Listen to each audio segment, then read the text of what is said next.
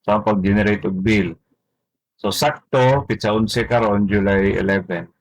Mag-generate og bill para sa ato ang client sa 15 na mga due. So dapat maka-generate og bill between 5 to 10. So medyo late na ta. So try na to mag-generate og bill. Okay, dali ra. Now, assume nga naka-open na ang ato ang app. Okay, so kani ang gamit nako is ano ni web. Sa web ni siya na sa computer ni. Okay, sa computer or sa tablet yung nani ang resulta. Now, there is a side, tagil lang na to ang menu sa side menu. Dirita sa ato ang home clients. Tapos, ito siya lang i-filter. Para dali lang ito makita. Kani filter.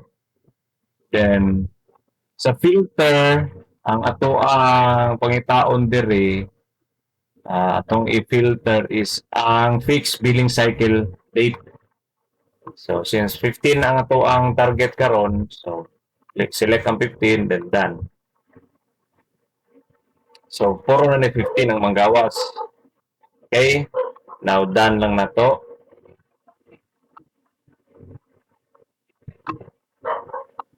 So kani sila tanan puro ni 15. Actually sa bungabong lang ni og tagnanan kay wala may 15 atong mabini.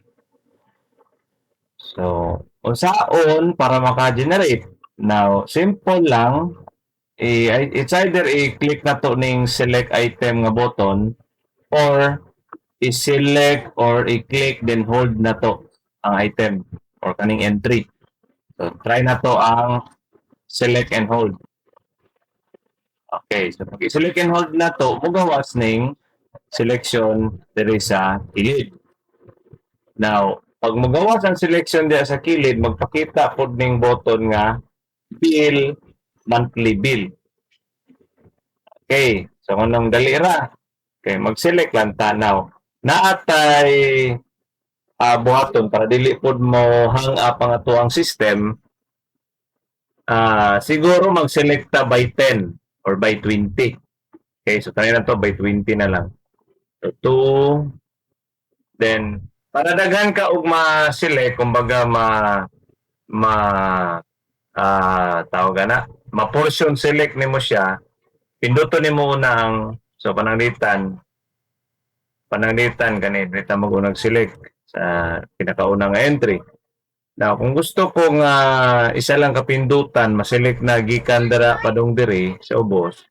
So shift lang na to, sa tuang keyboard, shift tapos select. Di ba? So naka-select ta og 12. So try na to mag-select og 15.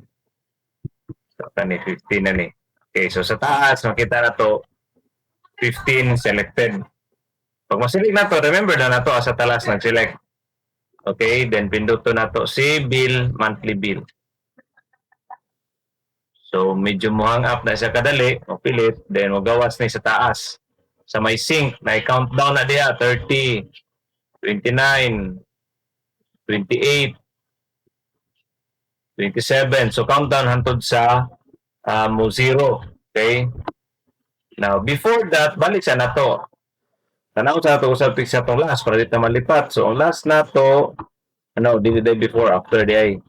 So before siya mag 0. So ang last na to is kaning client. So syempre ang sunod niya mo itong i-select na po.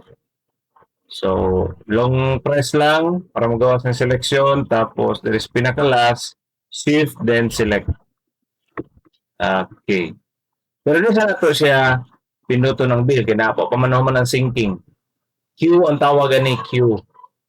So napay naka Q 14. So dato sa nato maunda sana. Wala to nato mahuman.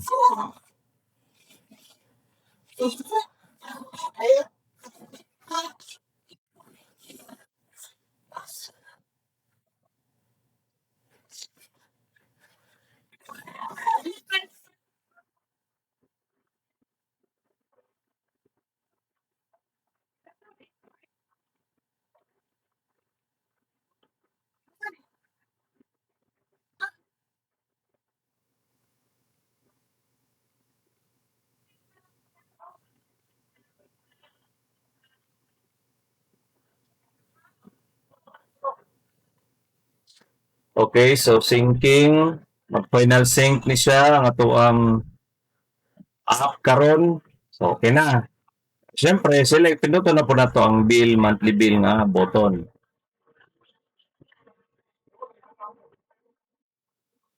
Okay, 20 lang ka pin. Walang gyapon, wala to lang nato siya para makaingon tag humana. Okay, so ingaton lang para maka-generate ta og bill then